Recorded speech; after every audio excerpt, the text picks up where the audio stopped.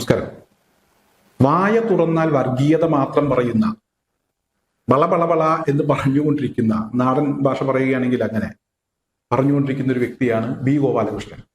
അയാൾ പലപ്പോഴും ഇവിടെ പല വിവരക്കേടുകളും വിളിച്ചു പറഞ്ഞിട്ടുണ്ട്. അയാളൊരു അഭിഭാഷകനാണ്. എന്ത് അഭിഭാഷകനാണ്, എവിടുത്തെ അഭിഭാഷകനാണ് എന്ന് ചോദിച്ചാൽ സത്യത്തിൽ ഒരു രൂപവുമില്ല.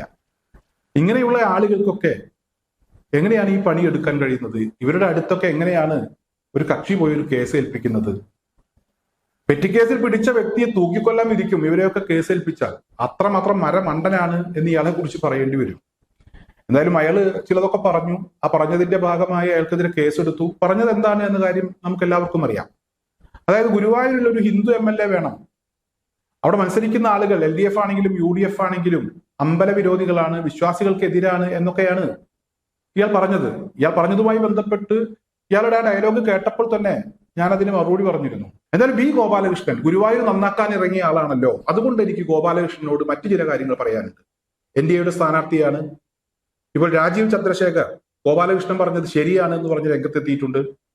ഇത്രമാത്രം അമ്പലവിരോധികളെയൊക്കെ ഇരഞ്ഞുപിടിച്ച് അവരെയൊക്കെ പുറത്താക്കുന്നതിന് വേണ്ടി ശ്രമം നടത്തുന്ന, ഗുരുവായൂർ ക്ഷേത്ര നഗരി ശുദ്ധീകരിക്കാൻ ശ്രമിക്കുന്ന ബി ഗോപാലകൃഷ്ണനോടും രാജീവ് ചന്ദ്രശേഖറിനോടും എനിക്ക് പറയാനുള്ളത്, ഇതിനേക്കാളൊക്കെ വലിയ വിപത്ത്, വലിയ അപകടം ഈ ക്ഷേത്ര നഗരിയിലുണ്ട്. അവരെയാണ് നിങ്ങൾ ആദ്യം കൈകാര്യം ചെയ്യേണ്ടത്. അതായത് പലിശ മാഫിയ, അതുപോലെ തന്നെ പെൺവാണിഭം തുടങ്ങിയ പരിപാടികളൊക്കെ വളരെ കൃത്യമായി ഈ ക്ഷേത്ര നഗരിയിൽ നടക്കുന്നുണ്ട്. നേരത്തെ അവിടെ ഒരു പലിശ മാഫിയക്കെതിരെ പോലീസ് നടപടിയെടുത്തു. ഈ നടപടിയുമായി ബന്ധപ്പെട്ട് ഇവിടെ BJP ഒക്കെ തെരുവിലിറങ്ങുന്ന ഒരു സാഹചര്യം ഉണ്ടായി. കിഴക്കേ നടയിൽ അവരുടെ ഒരു സമരമൊക്കെ നടന്നു, ഏകദിന ഉപവാസം. പ്രഹ്ലേഷ് എന്ന് പറയുന്ന ഒരു വ്യക്തി, മുത്തു എന്ന് പറയുന്ന ഒരു സാധാരണ ചെറിയൊരു കട നടത്തുന്ന മനുഷ്യന് പണം പലിശക്ക് കൊടുത്തു. അദ്ദേഹം പലിശയും അതിന്റെ ഇരട്ടിയും കൊടുത്തിട്ടും അദ്ദേഹത്തിന്റെ ഒരു സ്ഥലം തട്ടിയെടുക്കാൻ ശ്രമിച്ചു. എല്ലാം നഷ്ടപ്പെട്ട മുത്തു എന്ന് പറയുന്ന മനുഷ്യൻ, അദ്ദേഹം വാടക വീട്ടിലായിരുന്നു താമസിച്ചിരുന്നത്. അദ്ദേഹം ആത്മഹത്യ ചെയ്തു. അദ്ദേഹത്തിന് വേണ്ടിയാണ് BJP ഏകദിന ഉപവാസവും അതുപോലെ തന്നെ സമര പരിപാടികളും ഒക്കെ സംഘടിപ്പിച്ചത്. BJP എന്തായാലും ഇറങ്ങിയപ്പോൾ ഞാൻ സന്തോഷിച്ചു. കാരണം ഒരു നല്ല കാര്യം അവരുടെ ഭാഗത്ത് നിന്ന് കാണാൻ കഴിഞ്ഞതിലുള്ള സന്തോഷം. പക്ഷെ ഇപ്പോൾ ആ സമരവുമായി ബന്ധപ്പെട്ട് ഒന്നും എവിടെയും കേൾക്കുന്നില്ല. സമരമൊക്കെ അവസാനിച്ചു.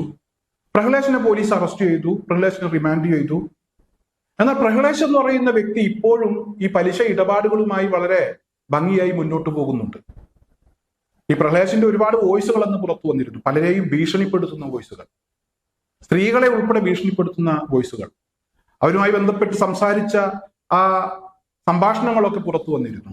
പലരെയും വാട്സാപ്പിലൂടെ ഭീഷണിപ്പെടുത്തുന്ന വോയിസുകൾ പുറത്തു വന്നിരുന്നു. പ്രഹ്ലേഷ് ഇപ്പോൾ മറ്റു ചില ആളുകളെ വെച്ചുകൊണ്ട് കാര്യങ്ങൾ വളരെ നല്ല രീതിയിൽ മുന്നോട്ട് കൊണ്ടുപോവുകയാണ്. പ്രഹ്ലേഷിനെ സഹായിക്കാനുണ്ടായിരുന്ന സതീഷ് എന്ന് പറയുന്ന ഒരു കക്ഷി ചൊവ്വല്ലൂപ്പടിയിൽ ഹോട്ടൽ നടത്തുന്ന വ്യക്തിയാണ്. ഇയാളുടെ ഹോട്ടലാണ് ഇവരുടെ പിരിവ് കേന്ദ്രം. എല്ലാ ഇടപാടുകളും നടത്തുന്നത് ഇവിടെ വെച്ചിട്ടാണ്. സതീഷ് ആരാണ് എന്നുള്ള കാര്യവും ഞാൻ വ്യക്തമാക്കിയിരുന്നു. എന്തായാലും ഇവിടെ സതീഷിന്റെ പെൺവാണിഭ ഇടപാട് അതും വളരെ നല്ല രീതിയിൽ തന്നെ നടക്കുന്നുണ്ട്. ഗുരുവായൂർ ക്ഷേത്ര നഗരിയിൽ ആരൊക്കെ കച്ചവടക്കാരുണ്ട്, അല്ലെങ്കിൽ ആരൊക്കെ ഓട്ടോ ഓടിക്കുന്നുണ്ട്, എല്ലാവരും ഇവരുടെ പക്കൽ നിന്ന് പണം വാങ്ങിച്ചിട്ടുണ്ട്. ഗതികേട് കൊണ്ട് വാങ്ങിച്ചതാണ്. എന്തായാലും ഒരിക്കൽ പണം വാങ്ങിച്ചവന് പിന്നീട് ഇവരുടെ വലയിൽ നിന്ന് മോചനമില്ല. അവരുടെ അടുത്ത് പെട്ടുപോവുകയാണ്. ഈ വിഷയങ്ങളൊക്കെ നേരത്തെ പറഞ്ഞതാണ്. ഇപ്പോൾ അവർ വീണ്ടും അവരുടെ പരിപാടികളുമായി മുന്നോട്ട് പോവുകയാണ്. അതുപോലെ തന്നെ രാജൻ എന്ന് പറയുന്ന മറ്റൊരു കഥാപാത്രം, ഇതും ഈ സതീശന്റെ ഹോട്ടലിൽ വെച്ചാണ് എല്ലാ ഇടപാടുകളും നടക്കുന്നത്. ഇവിടെ ആത്മഹത്യ ചെയ്ത ഒരു വ്യക്തി മുത്തു എന്ന് പറയുന്ന വ്യക്തിയാണ്.